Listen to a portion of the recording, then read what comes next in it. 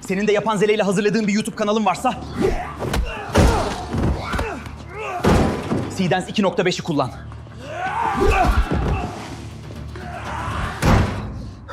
Ve bunu Higgsfield ile yapabilirsin.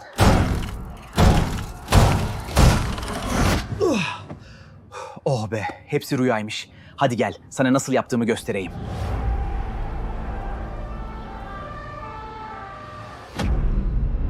Yapay zeka ile içerik üretenler, yapay zeka ile video üretenler, film, dizi, herhangi bir şeyi yapay zeka ile yapmak isteyenler, size bugün harika bir yapay zeka ile geldim. Zaten birçoğunuz biliyor ama göstereceğim bu sitenin içerisinde hem Nano Banana'yı kullanabilirsiniz, Veo'yu kullanabilirsiniz, Kling'i kullanabilirsiniz ve en önemlisi yeni çıkan Seedance 2.5'i hep beraber bugün deneyimleyeceğiz. Seedance 2.5'i neden tercih ediyoruz? Çünkü artık gerçekten video üretiminde büyük bir devrim yaşandı. 2.0'da çok güzeldi ama 2.5'te 30 saniyelik tek frontta 30 saniyelik videolar üretebiliyoruz. Bütün detaylarına gireceğiz, hiç merak etmeyin. O yüzden şimdi hızlıca bilgisayarımıza geçelim ve Higgsfield AI'yı açalım. Şimdi arkadaşlar Higgsfield'i açtığınız zaman sizi böyle bir ekran karşılayacak. Kafanız hiç karışmasın. Bu arada yorumlarda aşağıda verdiğim linkten de üye olabilirsiniz. Ayrıca videoyu beğenmeyi de unutmayın. Şimdi bakın.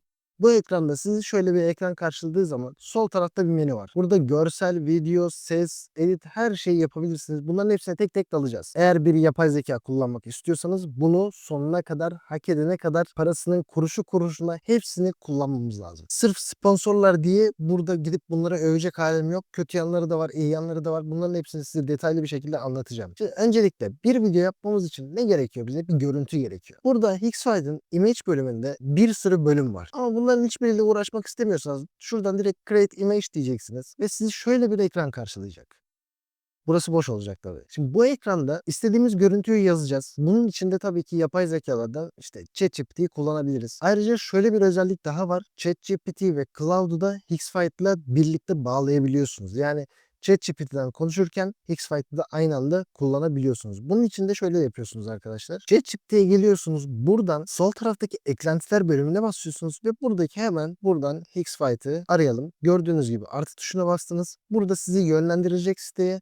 Oradan kendi bağlantınızla yetkileri vererek bu şekilde kayıt olabilirsiniz. Dolayısıyla ChatGPT'yi de içerisinden kullanabilirsiniz. Şimdi size göstereceğim videoları nasıl yapacağımızı anlatacağım tek tek. Image bölümünde dedik. Create Image'e tıkladık. Ne tür bir video istiyorsanız, örneğin 80'ler olabilir, 90'lı yıllar olabilir, bilim kurgu gibi bir görüntü yaratmak isteyebilirsiniz, zombi temalı bir görüntü yaratmak isteyebilirsiniz.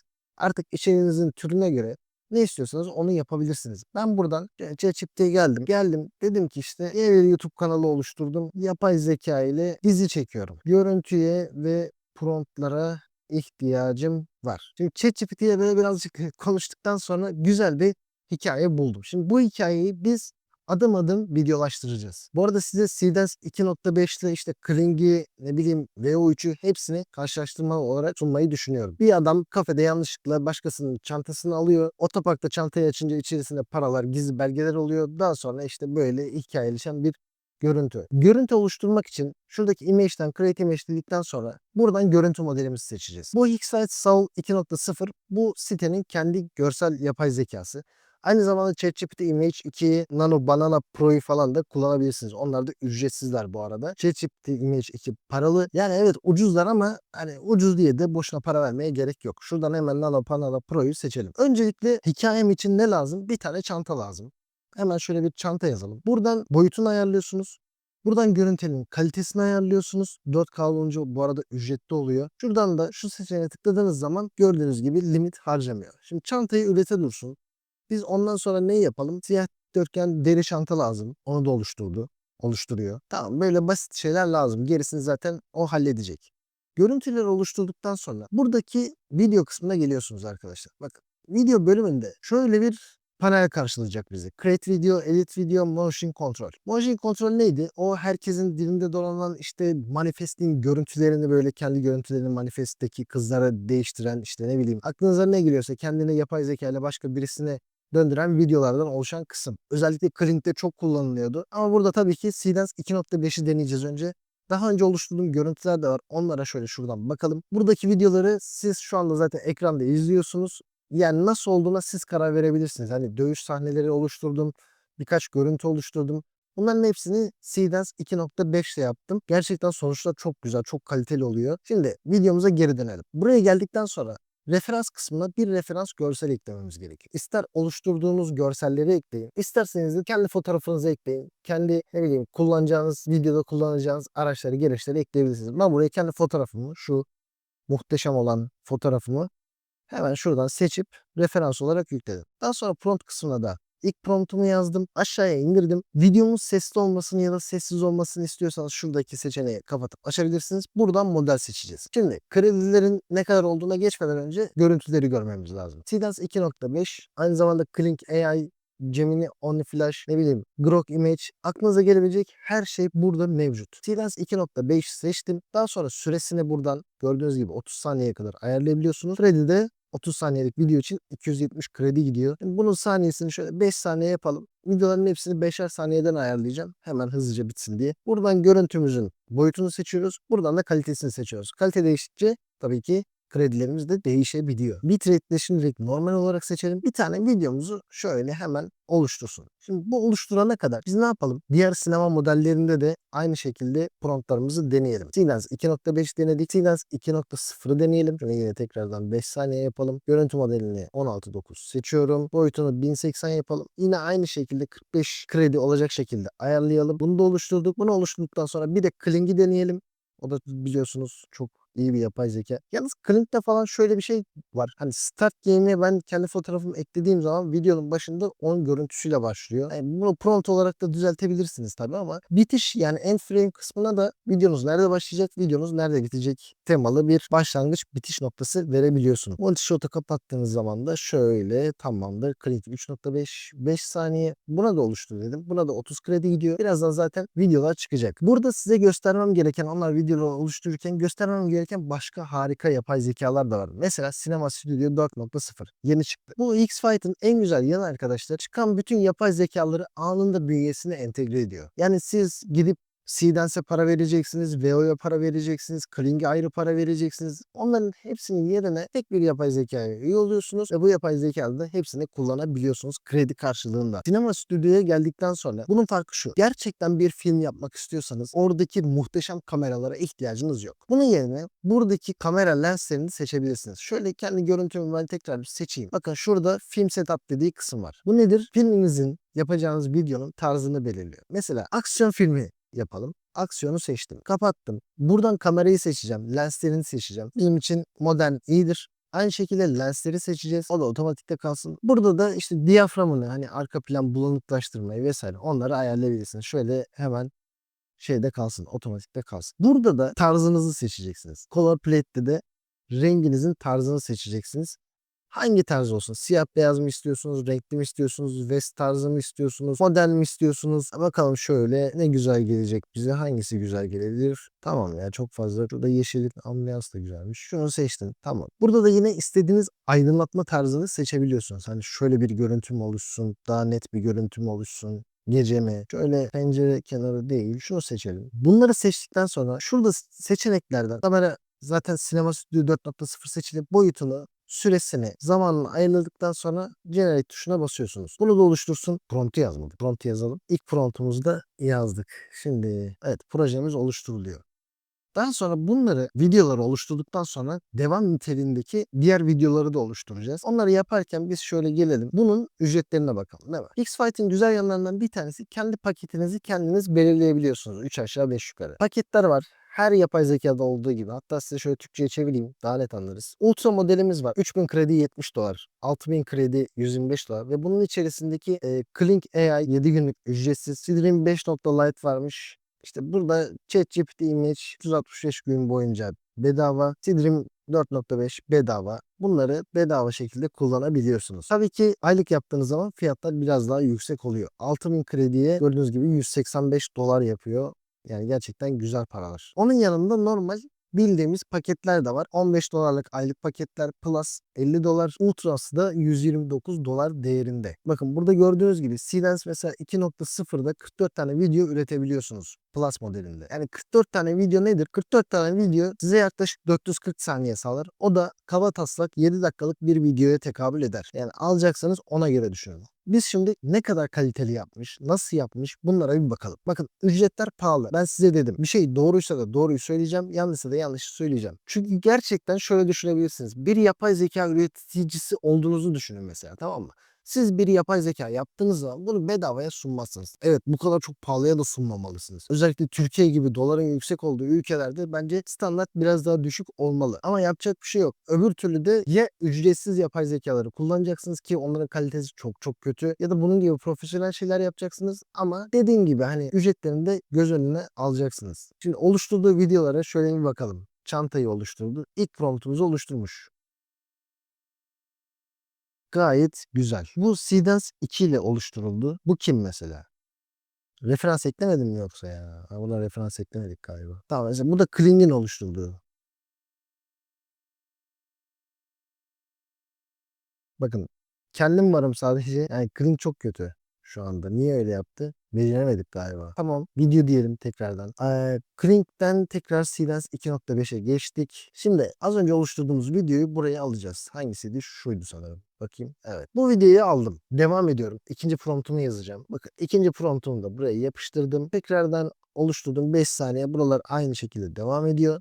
Şimdi ikinci videoyu da oluşturacak. Şu Klink'te tamam. Ha bak şurada Seedance 2.0'da referans vermemişiz. Şuraya bir hemen referans verelim. Referansımızı ekleyelim. Çünkü onu da gerçekten merak ediyorum. Hani ikisinin arasında nasıl bir fark olmuş onu gerçekten merak ediyorum. Onu da bir oluştura dursun şurada. Ha, bu arada arkadaşlar burada audio seçeneğinde yine yapay zekalı ses üretebilirsiniz. Hani Eleven Labs gibi düşünün. Burada yapay zekalı ses üretebilirsiniz. Eleven V3 zaten burada var. Bunu kullanabilirsiniz. Aynı zamanda en çok kullanacağınız yani kullanmanız gereken Translate özelliği, dublaj özelliğini kullanmanız lazım. Bakın sadece İngilizce içerik üretmeyin. İngilizce kullananların %20'si zaten YouTube'da sadece. Geri kalan İspanyolca, Fransızca, Almanca bunları da kullanmaya mutlaka çalışın. Her yaptığınız bir dil başka bir ülkenin kilidini açmak demek. Ve size daha fazla gösterim, daha fazla gösterim tıklanma oranını sağlamak demek. O yüzden mümkünse kullanabiliyorsanız Translate özelliğini kullanmaya çalışın. Ses dosyanızı buraya yüklüyorsunuz. Daha sonra dilini seçiyorsunuz ve Generate tuşuna basıyorsunuz. Bu da tabii ki kredili.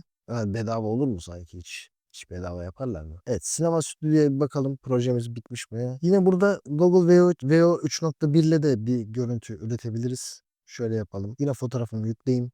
Aynı görüntüyü bir de burada oluşturalım. Bakalım ne çıkacak. Gerçekten yapay zekalar arasında en iyisi Seedance 2.5 arkadaşlar. Yani buna hiç kimse karşı çıkamaz. Şu anda gerçekten yapay zekanın dibine vurmuş durumdayız. Zaten mesela videonun başında da gördüğümüz gibi ben ona bir ses ekleyeceğim. Mesela videolarınızı yaparken buradan kendi sesinizi de koyabiliyorsunuz. Sesinizi de ekledikten sonra görüntü tamamen size ait oluyor. Yani herhangi bir yapay zekalı kanalınızın kapanma durumu yok zaten. Tamamen özgünleştirmiş oluyorsunuz. Ama videoları biraz yavaş oluşturuyor gibi. Yani bakın ben size her hafta nişler vermeye devam ediyorum. Hani yapay zeka ile yapabileceğiniz kanallar veriyorum. Yapay zekayı işte böyle kullanın arkadaşlar. Hani gidip de sadece basit bir prompt yapıp bir çıktı alıp onları arka arkaya koymak bir kanal değildir. Bir video değildir. Şimdi VO 3.1'de oluşturduğu görsel bu.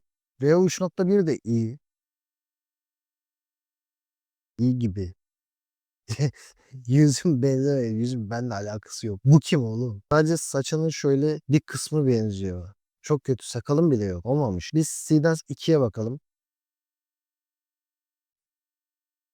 Evet, Seedance 2'de yine bir tık iyi. Evet evet. Benziyorum. Seedance 2.0 da iyi. Bu sinema stüdyoda oluşturduğumuz video. Bakın.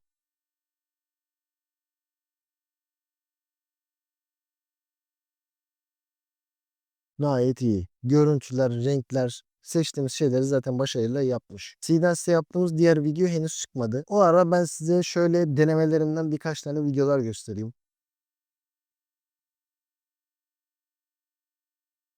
Şunu Seedance 2.5 ile yaptım.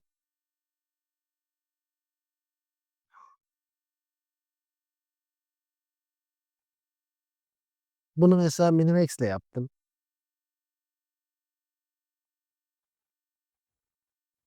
Ha bak, mesela Minimax'te şöyle bir sıkıntı var. Bak. Şurada tam yumruk attığım anda gördünüz mü? Boşluğa vuruyorum. Hayatımda hiç kavga etmediğim için nereye vuracağımı bilemiyorum aslında. Baktığınız zaman da gerçekçi olmuş. Ama çok yavaş üretiyor ama yani bilmiyorum, bu kadar yavaş olması bence çok iyi bir şey değil. Benim için sınıfta kalan noktalardan bir tanesi bu yavaşlık mevzusu. Çünkü artık insanlar hızlı. Bu arada 30 saniyelik videolarınızı bakın sadece YouTube'da yapmak zorunda değilsiniz. Instagram'da falan fena tutar. Yani kendinize bir karakter yaratın ve o karakterle ilgili videolar üretin. Bu hafta mesela size bir çöp adam işi vereceğim. Çöp adamla bir finans kanalı vereceğim. Onu göstereceğim. Orada mesela bir karakter yaratıp işte bir çöp adam çizip ya onu nasıl farklılaştırabilirsin? Mesela bir mavi kravat takarsın. Çöp adamın mavi kravatı olur. O senin bir karakterin olur. Sen o karakteri alırsın burada videolar üretip kendine bir yapay zeka ile kanal açabilirsin. Ama yine benim tavsiyem altına kendi sesini eklemenden yana. Onu zaten başka videoda konuşacağız. Biz bunun görüntülerine bir bakalım. Ya zaten burada en çok kullanacağınız işte Gemini, Seedance 2.5'i özellikle denemek isterseniz buradan denersiniz. 3.0 Kling ve sürekli arkadaşlar hangi yapay zeka çıkarsa çıksın bunlar hemen bünyelerini alıyor. Yani buranın ilk sevdiğim yanı bu. Hani hem sponsor hem de ben zaten burayı kullanıyorum. Image'de de öyle mesela. ChatGPT Image 2 çıktı direkt yapıştırdılar. Direkt aldılar bünyelerini. Hani mevzu şu hepsine tek tek para vermek yerine tek bir siteye para veriyorsun. Hani mantıklı mı mantıklı. Zaten bu işten para kazanmak istiyorsan bir yatırımın olması lazım. Bir yere bir para harcaman lazım mutlaka. Sinema Stüdyo'da şöyle bir görüntü oluşturdu. Bakın bu da çok iyi. Ama aynı ben benden 2 tane yapmış. Bak kalkıyorum. Evet. Ben gidiyorum. Evet. Biz Seedance 2.5'ten devam edelim. Video bir türlü çıkmadı ya. Şu anda gerçekten yapay zekalarda yani Seedance 2.5'in üstünde yok şu anda. Hem karakter tutarlılığı hem arkasına eklediği sesler vesaire gerçekten çok iyi. Bu da çıktı. Bakın. Gayet iyi bak. Şuradaki detayı çok sevdim. Özellikle yazan promptta arkada birisi beni takip ettiğini fark etsin diye yazmıştık. Bunu direkt buldu yani. Şuradan hemen onu da ekleyelim. Video journalist diyelim. Onu da ekledim. Şimdi üçüncü promptumu da yazıyorum. Buraya kopyala yapıştır yaptım. 720 yapıyorum arkadaşlar. Üzgünüm. Yani evet fark ediyor ama hızlı yapmasını istiyorum. Üçüncü promptumu da yazdıktan sonra dördüncü promptumu yazacağım. Yaklaşık 20 saniyelik bir video oldu şu anda. Bunların hepsini de alacağız. CapCut'ta birleştireceğiz ve kendimize güzel 30 saniyelik bir video yapmış olacağız. Yani siz isterseniz ki bunu 5 dakikalık yapalım. Videoların süresini 30 saniye yaparsınız. 30 saniyeden çat çat koyarsınız. Yan yana birleştirirsiniz. Zaten en güzel yanı hem referans verebiliyorsunuz. Referans videoyu verebiliyorsunuz. Hem de referans kendi yüzünüzü verebiliyorsunuz. Dolayısıyla hiçbir kalite kaybına uğramadan promptu da güzel yazarsanız hiçbir sıkıntı yaşamadan yaparsınız. ChatGPT'nin içerisinde de bunu nasıl kullanacağınızı hemen göstereyim. Eklentiler kısmından X-Fight'ı buldunuz dediniz. Sohbette dene diyorsunuz. Gördüğünüz gibi şöyle bir sekme açıldı. Daha sonra buraya işte promptunu yazdığınız zaman, hazırla dediğiniz zaman burada X-Fight'ın altyapısını kullanarak onun application'larını kullanarak size bu şekilde bir video üretiyor. Gördüğünüz gibi zaten X-File'ı kullanıp doğrudan video oluşturmaya çalışıyorum diye bir sekme geldi. ChatGPT'nin içerisinden çıkmadan da projenizi yürütebilirsiniz. Şu anda birazdan videoyu izleyeceksiniz. Şimdilik iyi seyirler. Ondan sonra konuşacağız hemen. Arkadaşlar bugün size X-Fight'ı tanıtmaya çalıştım. Değer mi, değmez mi, ne kadar kredi gidiyor? Yani her oluşturduğum 5 saniyelik videoya 33 kredi harcıyor. Gerisini siz düşünün. Ama kalite konusunda muazzam gerçekten. Yani çok kaliteli videolar yapabilirsiniz. Sadece işte dizi filmi olarak düşünmeyin. Dediğim gibi YouTube kanalda açıp yapabilirsiniz. Size verdiğim nişlerden bulduğunuz kanallardan kendinize bir içerik üretebilirsiniz. Sadece YouTube'da sınırlı kalmayın. Aynı zamanda Instagram'da, TikTok'ta, Twitter'da her yerde içerik üretebilirsiniz. Bu arada Seedance 2.5'i TikTok'un sahipleri yapmış. Yani oradaki bütün kullanıcının hareketlerini alarak geliştirdikleri bir yapay zeka. O yüzden gerçekten kaliteli sonuçlar veriyor. X-Fight'a gelecek olursak da çok mantıklı. Yani her şeye para vermektense tek bir yere para vermek çok mantıklı. Umarım bir kişinin bile olsa hayatına dokunma fırsatım olmuştur. Haftaya görüşmek üzere demeyeceğim. Bu hafta 2 tane niş videosunu yine yayına alacağız. Şimdilik kendinize iyi bakın.